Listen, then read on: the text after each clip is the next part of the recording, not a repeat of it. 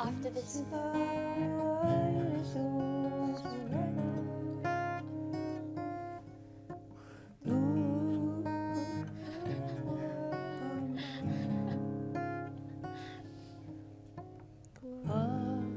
Mong isuko ang laman.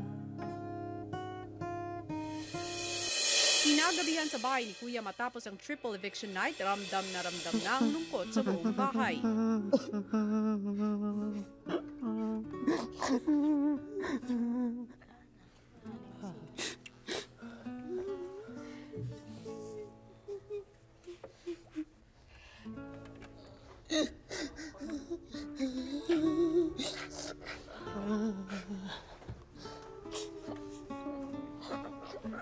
Tatlo po yung nawala po ngayong gabi, kuya.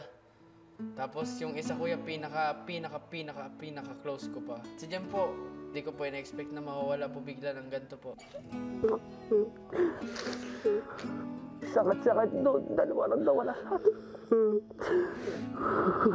Hindi ko po talaga akalain na ako po yung maliligtas na manatili dito po sa bahay niyo, kuya. Masaya po ako na nabigyan po ako ng chance para manatili po sa bahay niyo, kuya. Siyempre po.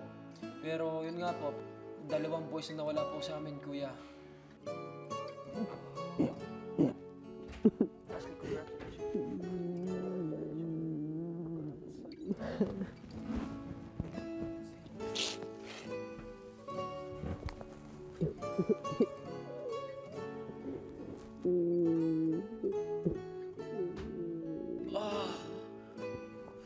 Congrats. Congrats.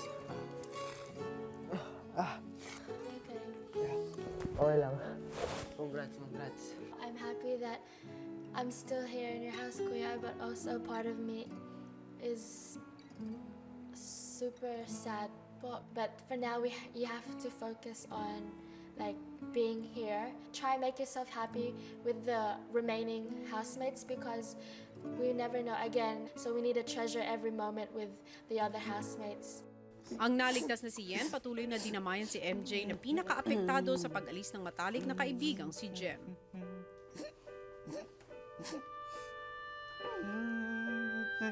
Binigyan na naman po ako ng pagkakataon na manatili po dito sa bahay niyo po, Kuya. Mas gagalingan ko na po talaga, Kuya. Iisipin ko po talaga kung ano po yung purpose ko po dito, kung bakit po ako nandito sa bahay niyo po, Kuya.